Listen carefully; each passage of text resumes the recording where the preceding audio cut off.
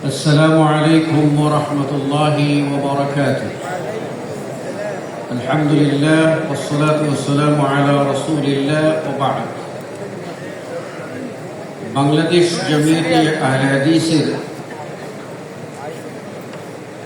ছাত্র ও যুব সংগঠন জামিয়াতে শুব্বানে আহলে হাদিস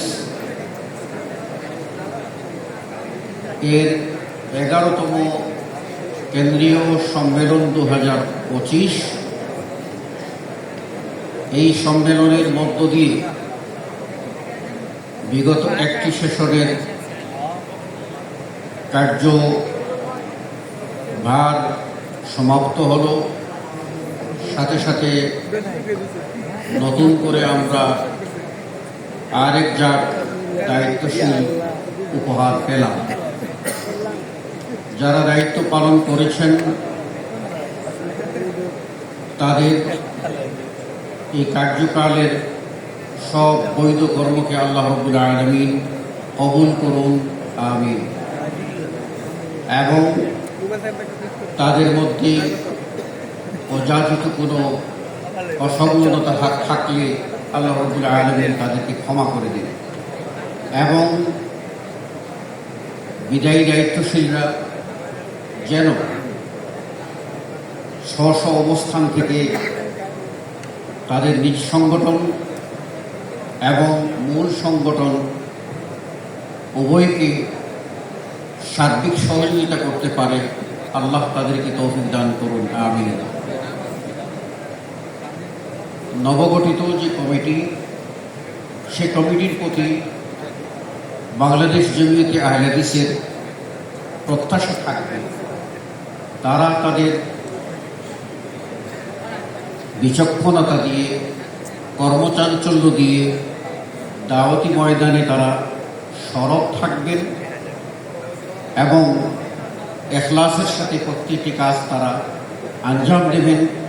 আল্লাহ রাব্বুল আলামিনের কাছে দোয়া, আল্লাহ যেন তাদেরকে ভালো কাজ করার এবং জামিয়াতে শুব্বানে আহলে হাদিসকে তার অবিচল লক্ষ্যপথে নিয়ে যাওয়ার তৌফিক এনায়েত করেন, আমিন। সম্মানিত সুধীমণ্ডলী, আমি আপনাদের যেটা বলবো যে সফলতা নিহিত রয়েছে কোরআন ও সুন্নাহের জ্ঞান চর্চার মাধ্যমে।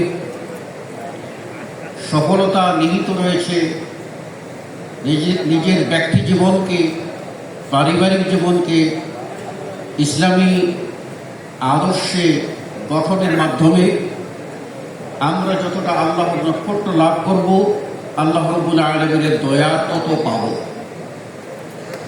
মনে রাখব যে আল্লাহ রাব্বুল আলামিন বলে দিয়েছেন, দুনিয়ার সহায় সম্পত্তি কোনো কিছুই পরিত্রাণ দেবে না ইল্লা মান আতাল্লাহা বিকলবিন সালিম। সুস্থ আত্মা নিয়ে যখন আমরা আল্লাহর দরবারে যেতে পারব, তবেই সফলতা আমাদের হবে নিশ্চয়ই। এদিকে রাসূলুল্লাহ সাল্লাল্লাহু আলাইহি ওয়াসাল্লাম সুস্পষ্ট বলেছেন যে আল্লাহ রাব্বুল আলামিন দেখবেন ইলা কুলুবিকুম ওয়া আ'মালিকুম, তোমাদের অন্তরসমূহ এবং তোমাদের আমলসমূহকে। অন্তর দেখবেন তার ভিতরে ইখলাস আছে কিনা, তাওহীদ আছে কিনা, বিশুদ্ধ আকীদা আছে কিনা, ঈমান সঠিক কিনা। আর আমল দেখবেন আমলটা রাসূলুল্লাহ সাল্লাল্লাহু আলাইহি ওয়াসাল্লামের তরিকা মোতাবেক হচ্ছে কিনা। যদি বিশুদ্ধ আকীদা ও বিশুদ্ধ আমলের সমন্বয় ঘটে, তাহলে আপনি আমি সকলেই সফলকাম মানুষ হিসাবে আল্লাহর দরবারে পরিগণিত হব ইনশাআল্লাহ। আমরা যে কথাটি বলতে চাই যে এই ভারতবর্ষে আহলে হাদিসের আগমন কখন? যখন থেকে ইসলামের আগমন। ইতিহাস পর্যালোচনা করে আমরা এটা প্রমাণ পেয়েছি যে ইসলামের দ্বিতীয় খলিফা ওমর ইবনুল খাত্তাব রাদিয়াল্লাহু তাআলা আনহুর খিলাফতকালে ভারতবর্ষে সাহাবীদের মাধ্যমে ইসলাম প্রবেশ করেছিল। এই অবিমিশ্রিত খাঁটি ইসলাম, যে এই ইসলাম সাহাবায়ে কেরাম যেভাবে ধারণ করেছেন, সাহাবাদের পরবর্তী তাবেঈগণ যেভাবে ধারণ করেছেন, আইম্মায়ে মুজতাহিদিন, মুহাদ্দিসিনে কেরাম, তাদের মাসলাক যারা অনুসরণ করে চলেন, তারাই হলেন আহলুল হাদিস। সুতরাং আহলে হাদিস একটা বৈশিষ্ট্যগত নাম, একটা আদর্শগত নাম, একটা সাধুত্রিক গুণগত নাম। আহলে হাদিস একটা আন্দোলনের নাম। আপনি বলবেন এই আন্দোলন কখন থেকে চালু হয়েছে? এই আন্দোলন যদি চালু করে থাকেন তাহলে করেছেন বিশ্বনবী মুহাম্মদুর রাসূলুল্লাহ সাল্লাল্লাহু আলাইহি ওয়াসাল্লাম। এই আন্দোলনের এক ঝাঁক নিবেদিত প্রাণ কর্মী যদি বিবেচনা করি তাহলে সাহাবায়ে কেরাম রিজওয়ানুল্লাহি আলাইহিম আজমাইন। আমি যে কথাটি বলতে চাই, ভারতবর্ষে হাদিস আন্দোলন হয়েছে। এই আন্দোলন হয়েছে লিখনির মাধ্যমে, এই আন্দোলন হয়েছে অনুবাদ কর্মের মাধ্যমে, এই আন্দোলন হয়েছে দর্স তাদরিসের মাধ্যমে, এই আন্দোলন হয়েছে সংগঠনের মাধ্যমে। এই আন্দোলন মানুষের আকীদা সংশোধনের আন্দোলন। এই আন্দোলন মানুষের আমল সংশোধনের আন্দোলন। এই সংস্কারবাদী আন্দোলন কোনো ব্যক্তি ও গোষ্ঠী কর্তৃক কুক্ষিগত নয়। আমরা আহলে হাদিসরা আমাদের কার্যক্রমকে সুস্পষ্টভাবে আহলে হাদিস আন্দোলন বলবো, আহলে হাদিস আন্দোলন বলবো। আহলে হাদিস আন্দোলন বলতে এটা কোনো ব্যক্তি বা গোষ্ঠী বা কোনো অঞ্চলের সাথে সীমাবদ্ধ নয়। কোরআন ও সুন্নাহ অতন্ত্র প্রহরীর সেই আন্দোলনের পতাকাবাহী তারা যতক্ষণ বেঁচে থাকবেন, আল্লাহ রাসূলের ভবিষ্যৎবাণী অনুযায়ী লা তাযালু তাইফাতুম মিন উম্মতি মানসুরিনা আলাল হক, হকের উপরে বিজয়ী থাকবে আমার একটা উম্মত কিয়ামত আসার পর্যন্ত। সুতরাং কিয়ামত পর্যন্ত রাসূল থেকে শুরু করে কিয়ামত পর্যন্ত যে সহিহ আন্দোলন, এই আন্দোলনই হচ্ছে আহলে হাদিস আন্দোলন। আমরা আহলে হাদিস আন্দোলন বলতে অন্য কোনো সংগঠনকে বুঝি না। আমরা বুঝি একটি মুভমেন্টকে, একটি চেতনাকে, একটি আদর্শকে, যার মনে রয়েছে আতিউল্লাহ ও আতিউর রাসূল।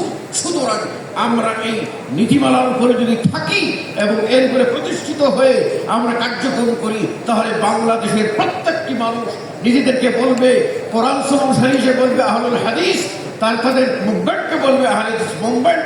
আহলে হাদিস আন্দোলন বলতে তথাকথিত কোনো একটি নির্দিষ্ট গোষ্ঠী বা সংগঠনকে, শ্রেণীকে বোঝাবে না। এই বিষয়টি আপনাদের কাছে খোলাসা করে বলার জন্য আপনাদেরকে বলছি, আপনারা বলুন আমরা আহলুল হাদিস। যেমন করে বলুন আপনি মুসলিম, আপনি বলুন আপনি আহলুল হাদিস। আপনার মুভমেন্ট কি? আপনার আন্দোলন কি? আহলে হাদিস আন্দোলন। আহলে হাদিস আন্দোলন কি? পৃথিবীর সমস্ত মানুষকে কোরআন ও সুন্নাহর মূল কেন্দ্রে ফিরিয়ে নেওয়ার যে আন্দোলন, সেই আন্দোলনটাই হচ্ছে আহলে হাদিস আন্দোলন। কাজী আসুন আমরা আমাদের জীবনের প্রতিটি ক্ষেত্রে কিতাব ও সুন্নাহকে অগ্রাধিকার দিয়ে মেনে নেওয়ার চেষ্টা করি। সাথে সাথে আমরা যারা কর্মপদ্ধতি গ্রহণ করব, আমাদের আমলগুলির সাথে যেন ইখলাস থাকে। আমাদের দুর্ভাগ্য হলো ইখলাসের ওয়াইজের অভাব নাই, আকীদা সংশোধনের ওয়াইজের অভাব নাই। কোরআন হাদিসের দলিল-আদিল্লাহ পরপর করে আমরা উপস্থাপন করতে পারি, আবার যখন শর্তের কাছে আসে তখন আমি অন্ধ হয়ে যাই। আমার আমিত্বকে, আমার ব্যক্তিত্বকে আমাকে প্রতিষ্ঠা করার জন্য, আমার স্বার্থকে অগ্রাধিকার দেওয়ার জন্য সেই সময় খুব কৌশল হলেও আমি সব করতে পারি। সেখানে ইখলাসের দোহাই দেই না, সেখানে ইখলাসকে আমি চিনি না, সেখানে তাকওয়াকে আমি চিনি না, সেখানে পরহেজগারিতাকে আমি চিনি না। এই যদি বিমুখনীতি হয়, হে আহলে হাদিসরা শুনে নাও, ভবিষ্যৎ অন্ধকার, ভবিষ্যৎ অন্ধকার। আর যদি আহলে হাদিসরা সাহাবাদের মতো ভিতরের ঈমান আর বাহিরের আমল দুটোর সমন্বয়ে তারা যদি সামনে এগিয়ে আসে, একটি শক্তিতে পরিণত হয়, তাহলে বাংলাদেশের মতো একটি উর্বর দেশে, বাংলাদেশের যেই সরকার আসুক না কেন, 4 কোটির ঊর্ধ্বে, আজ থেকে কত বছর ধরে শুনে আসছি 3.5 কোটি 4 কোটি, এখনো আমাদের সন্তান সন্ততি নারী হয়ে অনেক হয়েছে। আমরা ইনশাআল্লাহ আশাবাদী যে আমাদেরকে বাদ দিয়ে বাংলাদেশের কোনো উচ্চকক্ষ হতে পারে না, আমাদেরকে বাদ দিয়ে কোনো সংসদ হতে পারে না, আমাদেরকে বাদ দিয়ে বাংলাদেশের কোনো নীতি নির্ধারণ হতে পারে না, পারে না, পারে না। আমরা আমাদের অভিষ্ট লক্ষ্যে এগিয়ে যাই, আল্লাহর সাথে গভীর সম্পর্ক করি, আল্লাহর তৌফিক তবেই সম্ভব। এই আশাবাদ ব্যক্ত করে বাংলাদেশ জমিয়তে আহলে হাদিসের পক্ষ থেকে জমিয়তে সুবহানে আহলে হাদিস বাংলাদেশকে এবং নবগঠিত কমিটিকে আন্তরিক শুভেচ্ছা মোবারকবাদ জানিয়ে সকলের সাফল্য কামনা করে আমি আমার বক্তব্য এখানেই শেষ করছি। আসসালামু আলাইকুম ওয়া রাহমাতুল্লাহ।